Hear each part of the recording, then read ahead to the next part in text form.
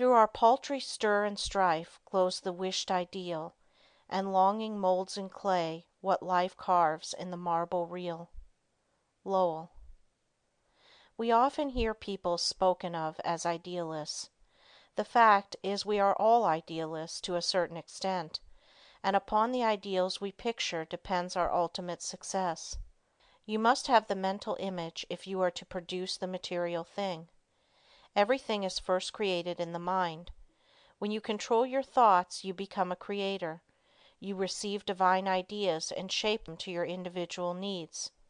All things of this world are to you just what you think they are. Your happiness and success depend upon your ideals. You are responsible for every condition you go through, either consciously or unconsciously. The next step you take determines the succeeding step. Remember this, it is a valuable lesson. By concentrating on each step as you go along, you can save a lot of waste steps and will be able to choose a straight path instead of a roundabout road. Concentrate your ideals and they will become material actualities. Through concentration we work out our ideals in physical life. Your future depends upon the ideals you are forming now.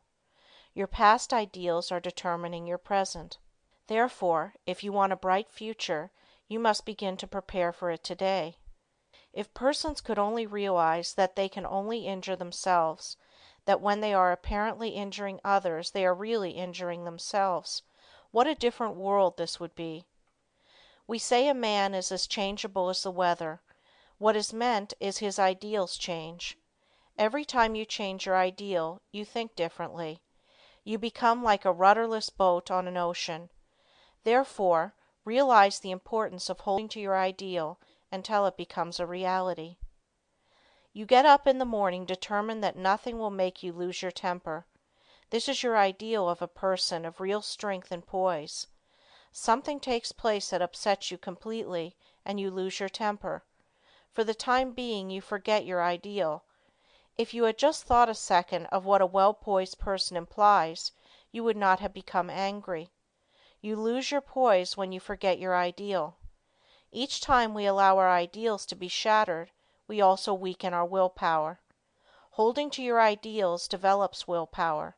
Don't forget this. Why do so many men fail? Because they don't hold to their ideal until it becomes a mental habit. When they concentrate on it, to the exclusion of all other things, it becomes a reality. I am that which I think myself to be.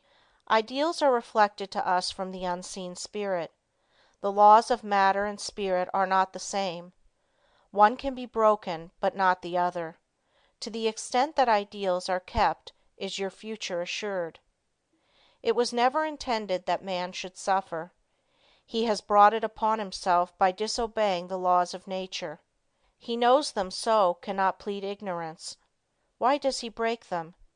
Because he does not pay attention to those ideals flashed to him from the Infinite Spirit.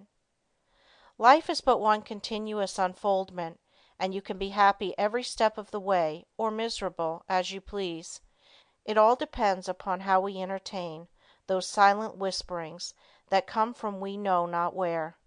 We cannot hear them with mortal ear, but from the silence they come as if they were dreams, not to you or me alone, but to everyone. In this way the grandest thoughts come to us, to use or abuse. So search not in treasured volumes for noble thoughts, but within, and bright and glowing vision will come to be realized now and hereafter. You must give some hours to concentrated, consistent, persistent thought. You must study yourself and your weaknesses. No man gets over a fence by wishing himself on the other side. He must climb. No man gets out of the rut of dull, tiresome, monotonous life by merely wishing himself out of the rut. He must climb. If you are standing still or going backward, there is something wrong. You are the man to find out what is wrong.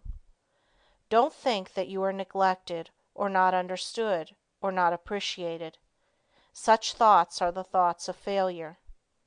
Think hard about the fact that men who have got what you envy got it by working for it.